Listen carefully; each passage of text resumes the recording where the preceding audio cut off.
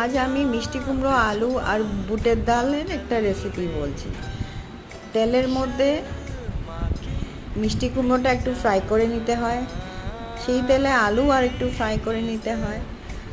তারপরে যেগুলো তেল থেকে যায় এটার মধ্যে কালো জিরে, লঙ্কা আর মেথি দিয়ে একটু সম্বার দিতে হয়। তারপরে ওখানে একটু আদা দিয়ে একটু নাড়াচাড়া করে নিয়ে সেই 80% সিদ্ধ করা বুটের ডাল দিয়ে দিতে হয়। যখন একটু